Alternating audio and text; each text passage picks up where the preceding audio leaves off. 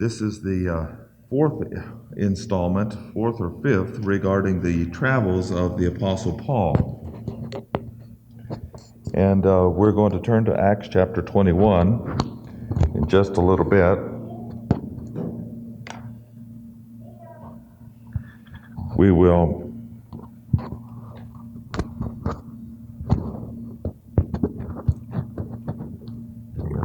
there we go. All right. Acts chapter 21 with his chapter 21. This is Paul's journey or his voyage to Rome. Now, this is going to take place from about the season of Pentecost in 60 A.D. He is then going to travel to Caesarea, spend 2 years in prison, and then in the fall of 62 A.D., he is going to be shipwrecked on the island of Melita. He then is going to spend 3 months there and then travel, and by the spring then of 63 A.D., around in that time period, the first of the year there, he is going to arrive in Rome. And from that time period through then to 64, he is going to be imprisoned in Rome. And that is when, of course, he wrote the books of Ephesians and Colossians and Philippians and so forth. They're called his prison epistles, though he was in prison in Caesarea, and we'll see that in just a little bit. Now, as we begin Paul's journey to Rome, we want to go back and look at something that happened to Paul on his second missionary journey, or rather his third missionary journey, coming back to Jerusalem and then on to Antioch. In Acts chapter 21, it says, verse 3, "And when we were discovered, or when we had discovered Cyprus, we left it on the left hand and sailed into Syria and landed at Tyre." Now, there was a question as to whether or not there was a stop at Cyprus. And the Greek indicates that there was not a stop at Cyprus. How do we know that? It's the word discovered.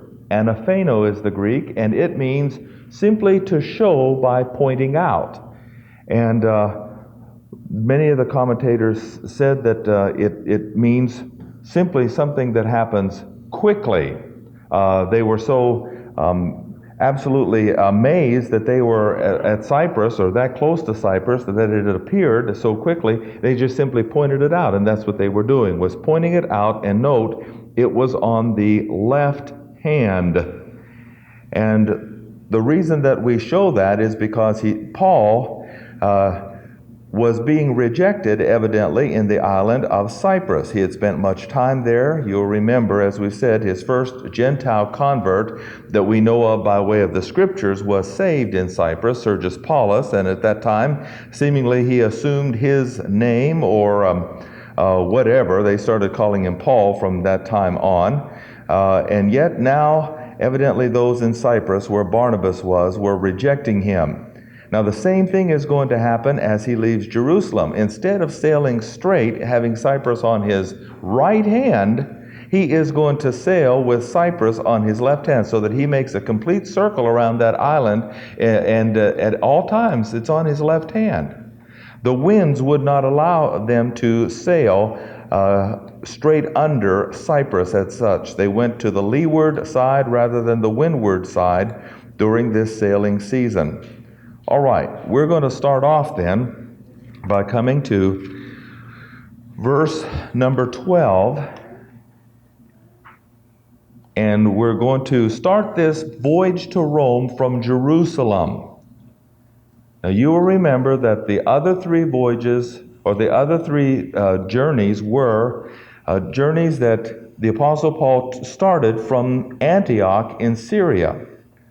And here in Jerusalem, he is going to go from Jerusalem, then clear up to Rome, and that's where he's going to start this third journey.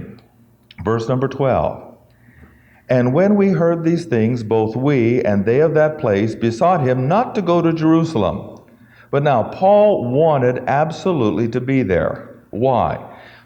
Turn to chapter 20, verse 16. For Paul had determined to sail by Ephesus because he would not spend the time in Asia, for he hasted, if it were possible, for him to be at Jerusalem the day of Pentecost. Now, we know that he went there, then undoubtedly he came to Jerusalem for the feast time. He wanted to get down there for this special time of the year when all Jewish males were required to be there. Now, once he got to Jerusalem, there's something interesting that happened here. Let's note verse number 17. And when we were come to Jerusalem, the brethren received us gladly. Now, what is significant about this verse? It doesn't say the apostles received him gladly. That's what's significant. It doesn't say that Peter or James and or several of the 12 met. It doesn't say that. The brethren. It doesn't say that Peter or James opened their home to him and had him stay with them. They kept their distance from Paul. Verse 18. The day following, Paul went in with us unto James. Now we have the introduction of James. Now remember, this is the Lord's half-brother. This is not the famous duo, the Boanerges, the sons of thunder, James and John, the sons of Zebedee. This is the half-brother of the Lord. James of that duo was killed by Herod, as you will remember in Acts chapter 12. This James is very much alive, and he is the one that kept dogging Paul.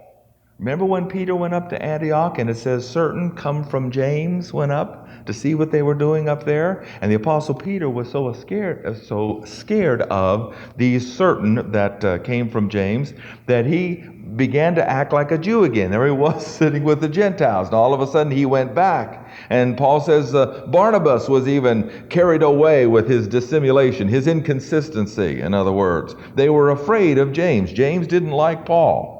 When James used Abraham, he used him regarding circumcision and works. When Paul used Abraham, he used him of grace and no works at all, grace and faith. So, now they come to James, and all the elders were present.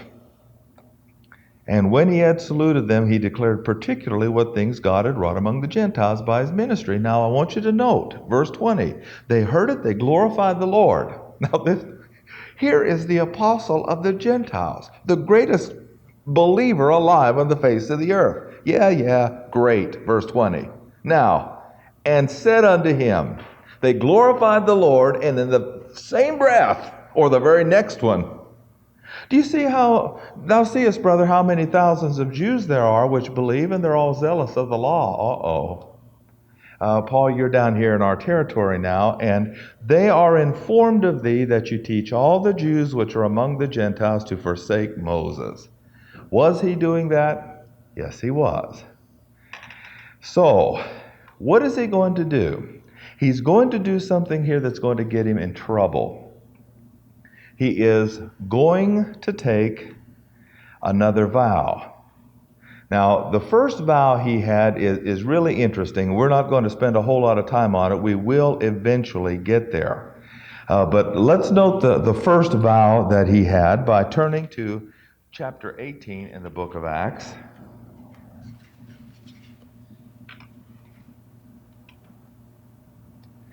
And it says in verse 18, Paul, after this, tarried there yet a good while. Then he took his leave of the brethren, and sailed thence to Syria, and he was going to sail into Syria, having shorn his head in Cenchrea, for he had a vow. Now, what's interesting about this? Well, here he was in Greek territory, in Achaia. He was at Corinth, and that's a city of this region. And Cenchrea is its eastern seaport. And while he was there, as he had just spent a year and a half in Corinth, he was sailing away, he shaved his head. Now, what's interesting about this? Well, I'll show you. We're not going to deal with what the vow was totally and whether it was right or wrong, but I want to show you how he wanted to be consistent. Turn to Numbers chapter 6.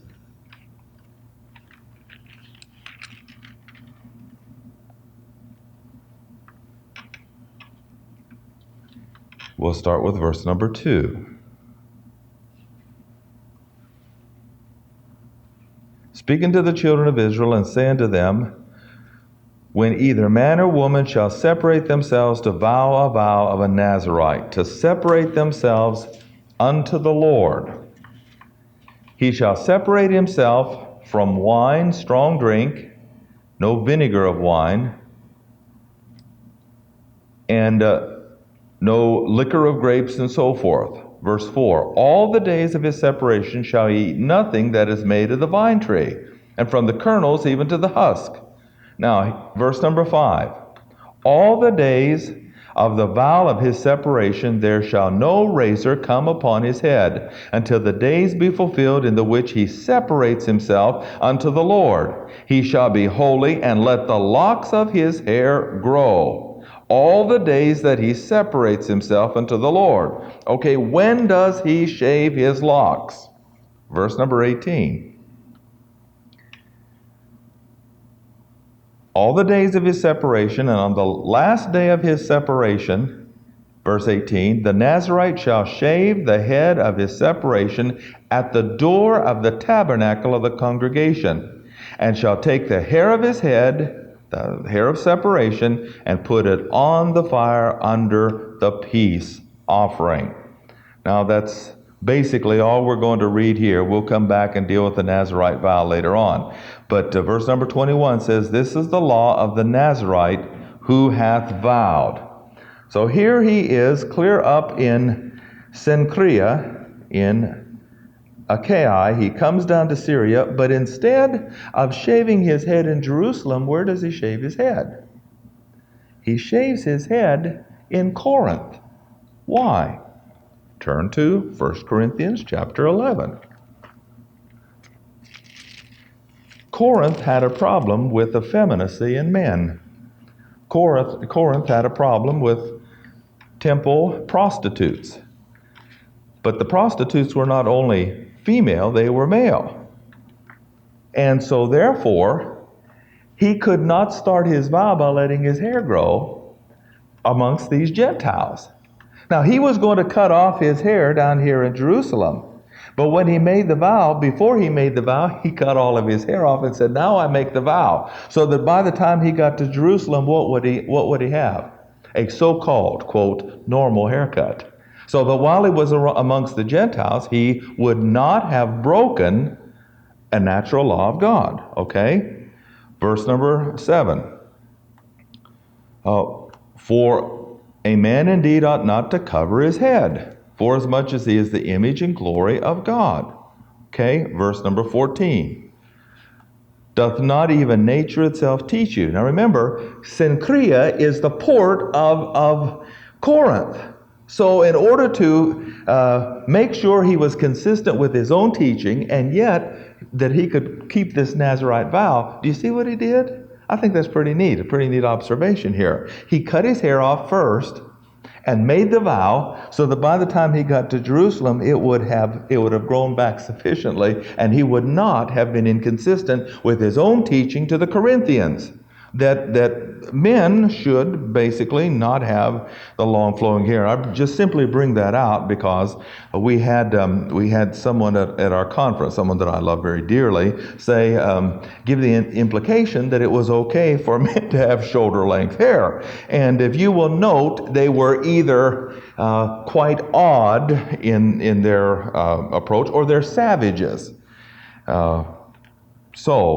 Doth not even nature itself teach you that if a man have long hair, it's a shame to him? So the Apostle Paul did this, and at the same time keep his vow, and at the same time go down to Jerusalem and cut his hair off at the temple doors, just like it says.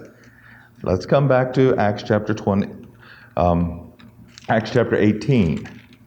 Now, how do we know that he went to Jerusalem? It's going to tell us in verse number 22.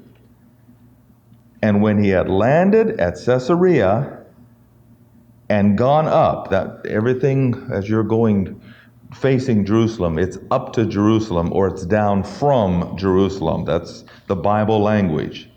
He saluted the church, that is the church at Jerusalem, and then he went to Antioch. So we're not exactly sure all that happened except this. He went there with the purpose of fulfilling his Nazirite vow. He cut his hair off so he could let it grow and have some hair by the time he got here. But he did not allow it simply to take a vow and to let it grow amongst the Gentiles before he had shaved it so short that they would have thought, had he not done this, that he was growing the so-called long hair and become effeminate like their temple priests. All right, now let's come back to chapter 21.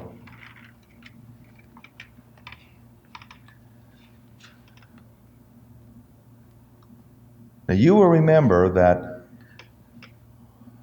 though the apostle, it says in Corinthians that to the Jews he became as a Jew.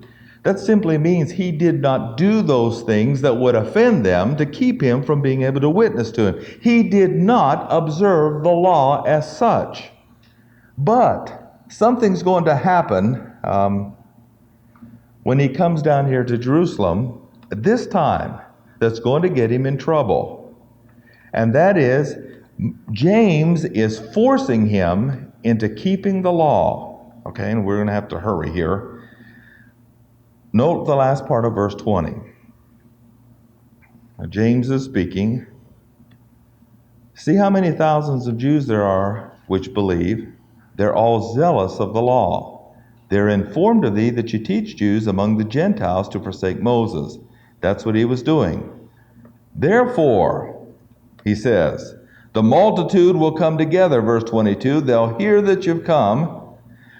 Therefore, this that we say to thee, do. We have 4 men which have a vow on them. These were 4 Nazirites. Now, what did they want Paul to do? Take them, purify themselves with them, and be at charges with them. That simply means, Paul, you're going to have to buy a lamb, a ewe lamb, and a ram, plus several other things that accompany this, not only for yourself. This is quite an expense. But you're going to have to pay for 4 more of these purifying sacrifices. That's going to show the people that you really mean business for the law. That they may shave their heads with you, and he simply had a so-called regular haircut at this time. All may know that these things whereof they are informed of thee are nothing. But you walk orderly and keep the law. Now, did he do that? No, he did not keep the law of Moses per se. Now, I want you to see what happened. Verse 26, Paul took them in, and the next day he purified himself, and he entered into the temple. Now remember, 20 years prior, 30 years prior, the Lord said, get out of the temple. Here he is in the temple, trying to show that he really is a Jew. What does he want to do? He wants an opportunity to witness to the nation of Israel. But what happens? Verse 27. When the 7 days were ended, the 7 days surrounding the Feast of Pentecost, they were almost ended. In other words, you probably had the last part of the 6th day here, or the first part of the 7th day, but all 7 days were not completed as yet. Now this is important. We'll show you why in a moment. When the 7 days were almost ended, the Jews which were of Asia saw him in the temple, stirred up all the people, and laid hands on him, saying, this is the man that teaches all men everywhere against the people, and so forth. Now, verse number 30. Did God allow Paul to complete his vow? He did not. Before they had an opportunity to shave their heads on the 7th day, as the Nazirite vow dictates, verse number 30 says, And all the people were moved, and the people ran together, and they took Paul, drew him out of the temple, and forthwith the doors were shut. The Apostle Paul was forever barred from the temple. The Lord couldn't get him out when he told him the first time in the temple, get out of this place and don't come back. I'll send you to the Gentiles. Now he came back to the temple, but before he could complete this vow, now you remember the other vow was so private, nothing is made mention of it except that he did it. He went to Jerusalem and nothing more is said. But this vow here is public. And God said, I'm not going to allow the apostle of grace to publicly make this vow. In other words, he now cannot become a Jew. He now cannot show that he keeps the law of Moses in this fashion. And the doors of the temple were forever barred to the apostle Paul. Got him in real trouble. He had the whole city in an uproar. He spoke to them. We're in chapter 22 now. Now we're not going to stay long here. I've gone long enough on his escapades here in Jerusalem. Verse number 21. He's speaking to the people of Israel in the Hebrew tongue, and he tells them that he sees the Lord in the temple, and the Lord said, depart, for I will send thee far hence to the Gentiles. They gave him audience to this point. They lifted up their voices and said, away with such a fellow from the earth, for it is not fit that he should live. Now, what's the significance? This is Pentecost. Remember, at the first part of the book of Acts, you have the day of Pentecost. How many are there? Millions and millions of Jews. It's a feast day that is required for Jewish males who bring their families undoubtedly. There are millions of people there. The whole city came out. This is Paul. What's going on here? Well, Paul makes his defense, and as soon as he said, the Lord said to go to the Gentiles, that's the death knell to Israel. And therefore, not only does the Lord shut him out of the temple, but the Jews shut their hearts to the message of grace. And in just a few short years, this is in 60 AD, in 70 AD, 10 years later, the temple is totally destroyed by Titus, the Roman general. Now, they're going to tear him to pieces. What happens? He is examined, and now let's go to chapter 23. And the next city that the Apostle Paul goes to is a city that is about 20 some odd miles south of Caesarea, about 42 miles from Jerusalem. So it's in the middle. It's not on our map here, but it's the city of Antipatris. Verse number 31. Lysias, the chief captain there of the Roman cohort in Jerusalem, got wind that there was a conspiracy of more than 40 men that had taken a vow to kill Paul. So he led them out by night at about 9 o'clock in the evening. Now you remember at 6 o'clock the gates are shut. No one can get in or out until 6 o'clock the next morning except the Roman soldiers.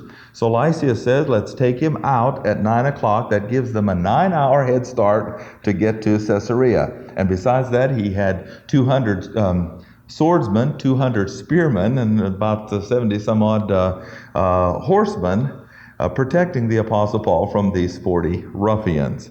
I think that's more than enough. Now, it says, then the soldiers, verse 31, as it was commanded them, took Paul and brought him by night to Antipatris. Now, this is interesting because Herod the Great built Antipatris. Herod the Great was the one who wanted to kill Christ. Now, the very city that he built in honor of his father, Antipater, was a city that was protecting Paul. You see, remember Amphipolis? Paul couldn't get in because there was a river around it. Well, there was a river around Antipatris too. Significance? The one kept Paul out, the other kept Paul in. And they bring Paul right to that point so that the Jews can't get to him.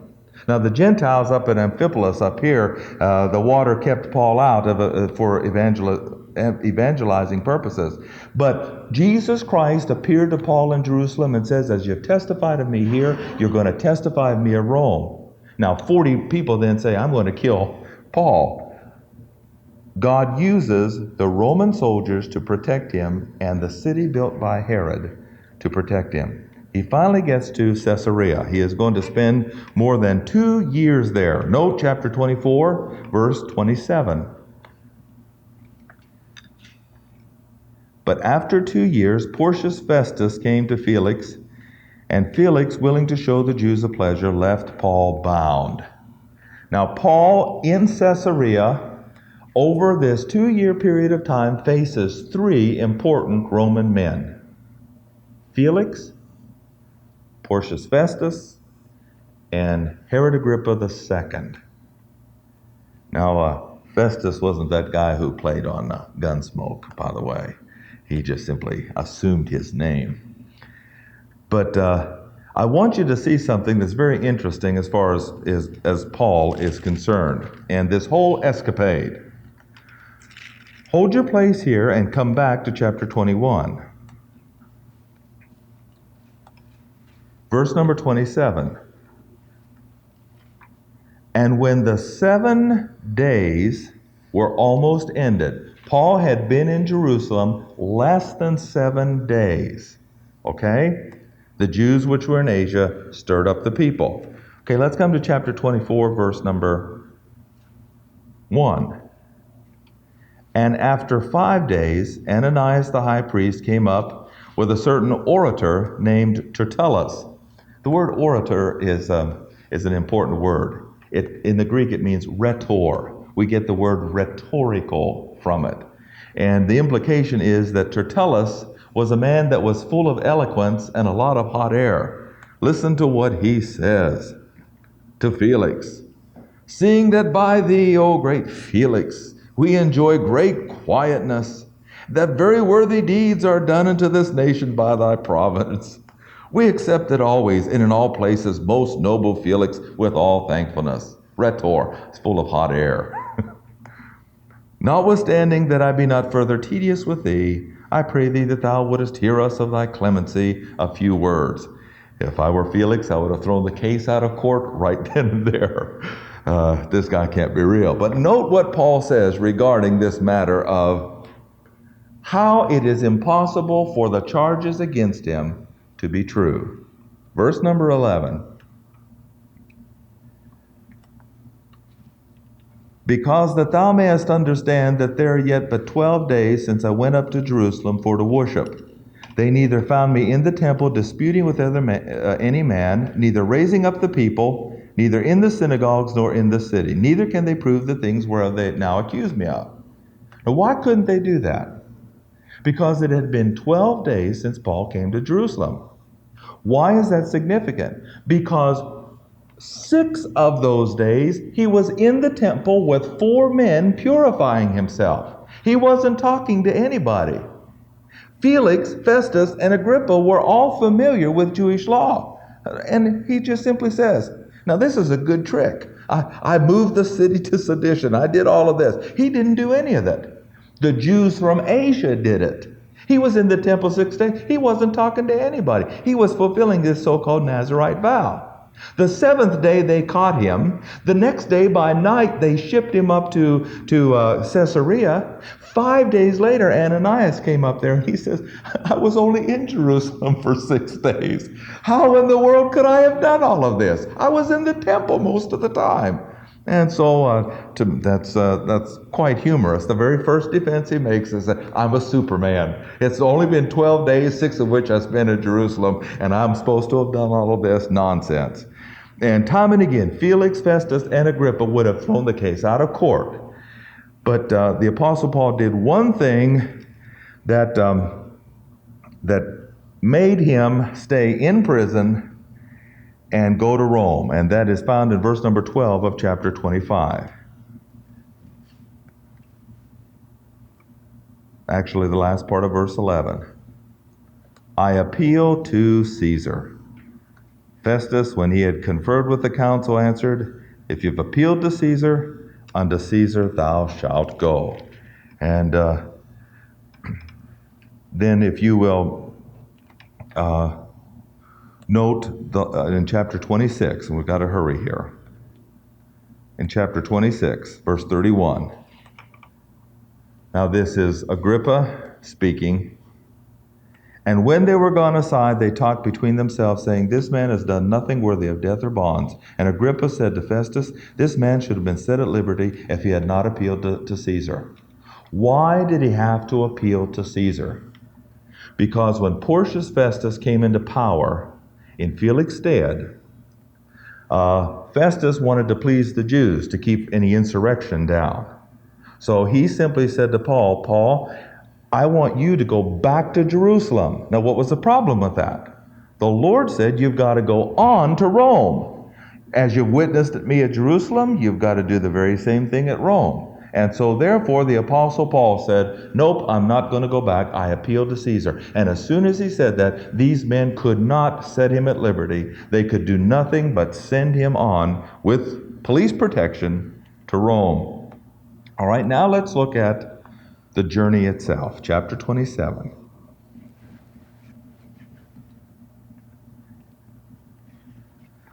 Paul went from Jerusalem to Antipatris to Caesarea. Verse number 1 of chapter 27. When it was determined that we should sail into Italy, they delivered Paul to Julius. Now, Julius was named after the great leader of the Claudio-Julian band. He was a centurion of the Augustan band. And so therefore he was a great warrior, undoubtedly. He was a great leader of men, a great soldier. Having the name, being part of the Augustus band, and also being in charge of someone as important as Paul. They entered a ship and they sailed. Now, where did they go? Verse number 3. The first place they touched down was Sidon. What is important about that? Well, not too much actually, except that Tyre and Sidon were two places that the Lord mentioned as it being more tolerable for them than for Israel in the day of judgment, because Israel rejected so much light. All right, let's just go quickly then and show you the places that Paul went. Verse number 4, and when we had launched from thence, we sailed under Cyprus. Literally in the Greek it said we sailed on the leeward side. The windward side was the northwest, because of the wind, or the season of the year called Euroclydon. Now Euroclydon had started to blow. At this point it was just simply a gale force. They could sail. They weren't in much trouble, but they had to watch where they sailed because you could get caught in that wind. Where is Cyprus? Consistent with the left hand, it is on the left side of the ship. Evidently, this is a condemnation of the island in rejecting Paul. They sailed, it was difficult sailing, and they came to Myra. Let's look at verse 5. When we had sailed over the Sea of Cilicia and Pamphylia, we came to Myra. Now you remember that Myra is in the place where the thousands met. And the Apostle Paul is not going to have much ministry. He already had a very good ministry, but now he's going to sail away from the thousands. Significance, remember that this area of Galatia, right in through here, all the way down, was infiltrated with Judaizers. The book of Galatians is devoted to that. There are thousands of people here that are now affected by the Judaizers. The Apostle Paul went to Myra, but he did no ministry. He simply sailed away from it. Now, let's read quickly. At Myra, the centurion Julius found a ship of Alexandria. The Alexandrian grain ships were the biggest on the ocean at that time. They were going to Italy. He put them in it. But note, Euroclydon started to blow a little harder. When we had sailed slowly many days, we scarce were come over against Cnidus. Now here is Cnidus. Cnidus is one of the bigger cities in the area. Its ruins indicate that it was beautiful, it was prosperous, and it had a tremendous harbor. But what couldn't they do?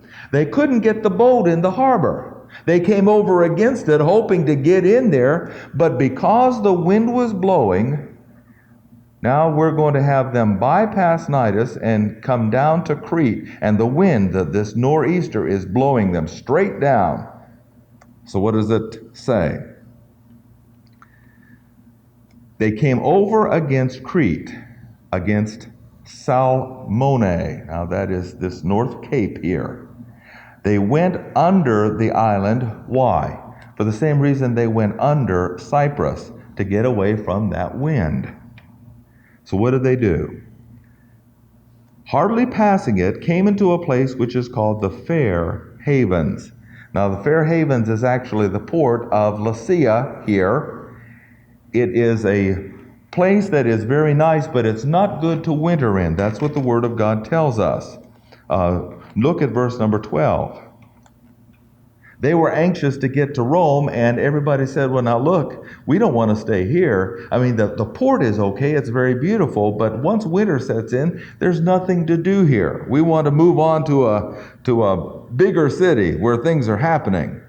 That's what it says in verse 12. The haven was not accommodative to winter in. So they advised to depart, if by any means they might attain to Phoenix, which was one of the better cities of Crete. Now, why do we stop here at Fair Haven? Before we move on, and point this out. And I'm really losing my time. Hold your place here and turn to the book of Titus. Turn to the book of Titus.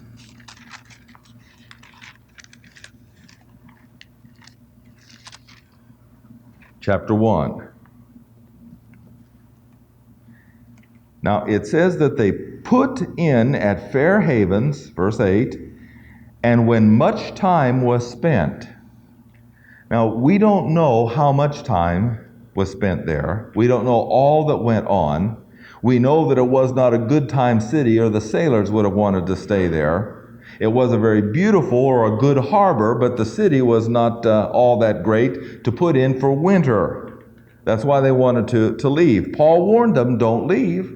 And yet they're going to do it anyway. But what happened while Paul was at Fair Haven? Well, notice the book of Titus, chapter 1, verse 5. This is the only time that the Apostle Paul touched down in Crete. What happened there? He led people to Christ, started a church, and sent Titus there. For this cause left I thee in Crete, that thou shouldest set in order the things that are wanting, and ordain elders in every city, as I had appointed thee. So the Apostle Paul had a ministry in Crete during that time. All right. Now, what led them to believe, very quickly here, what led them to believe that they could sail out of Fair Havens and get to Phoenix? Well, verse number 13. The south wind blew softly. Pastor Stam has some comments on this, actually the whole aspect of the Euroclydon and the sailing to Rome. And the fact that it seems like Lucifer, who can control the weather, and it's pointed out time and again, who can control the weather, was wanting to sink Paul, not wanting him to get to Rome. And so time and again, it was difficult for them to sail, and they came around Crete, and finally they got into the Fair Havens. But note the deception. And when the south wind blew softly, isn't that something? Here was that tremendous nor'easter, Euroclydon, coming down upon them. Now all of a sudden it stopped. And the south wind is blowing softly. Supposing they had obtained their purpose, they were sailing close by Crete. They wanted to get to Phoenix. But note verse 14. Note the deception. Everything was smooth sailing, but not long after there arose against it a tempestuous wind called Euroclydon. Tempestuous means a hurricane or typhoon force. and this kept them from going to Phoenix. Note, let's read. And when the ship was caught and could not bear up into the wind, we let her drive. And running under a certain island, which is called Clauda, we had much work to come by the boat. In other words, the boat was falling apart.